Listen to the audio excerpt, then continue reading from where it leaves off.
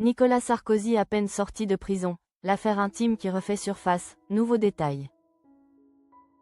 Empête Sarkozy, entre journal d'un prisonnier et les séquelles judiciaires des rumeurs de coulisses. Le retour de Nicolas Sarkozy sur la scène médiatique après sa libération de la prison de la Santé. Le 10 novembre, est loin d'être discret. L'ancien chef de l'E accent aigu TATS s'apprête à publier ses mémoires de détention. Journal d'un prisonnier, édition Fayard, dont la sortie est prévue pour le 10 décembre. Cet ouvrage, qui promet de bousculer l'opinion, est déjà sous un déluge de critiques acerbes. Dénonçant un récit opportuniste et une déconnexion de la réalité vécue par les détenus ordinaires.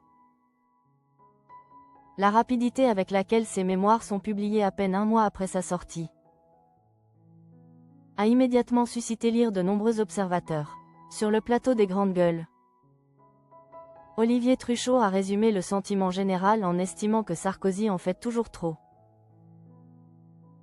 La chroniqueuse Joëlle Dago-Série a, quant à elle, déploré le ton spirituel supposé du récit, dénonçant une mise en scène qui minimiserait la dureté intrinsèque de l'expérience carcérale. Malheureusement pour l'ancien président, ce nouveau livre et la récente condamnation ne sont que les dernières pièces d'une longue série de scandales qui continuent de hanter son image publique. L'affaire la plus emblématique ressurgit en arrière-plan, celle qui avait opposé Nicolas Sarkozy à Marie-Josée Roch, l'ancienne maire d'Avignon, et qui avait révélé la face sombre et présumée des jeux de pouvoir en coulisses. Ce scandale trouve son origine dans la parution, en 2012, du livre Le Monarque, son fils.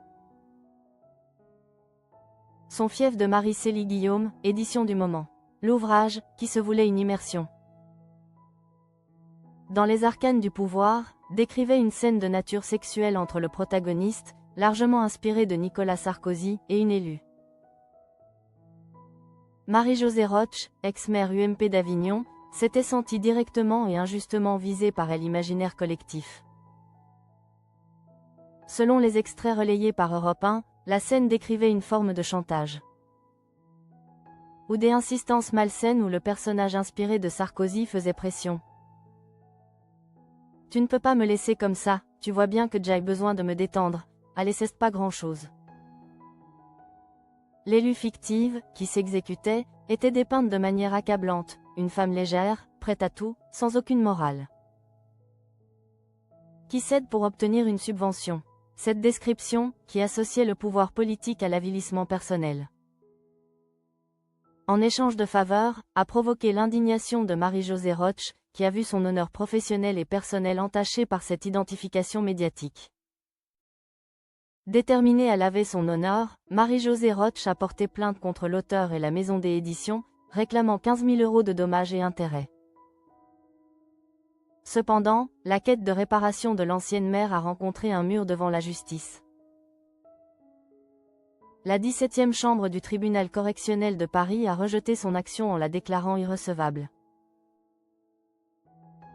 Le tribunal a statué que, selon le droit littéraire, le personnage en question n'était pas identifiable avec certitude.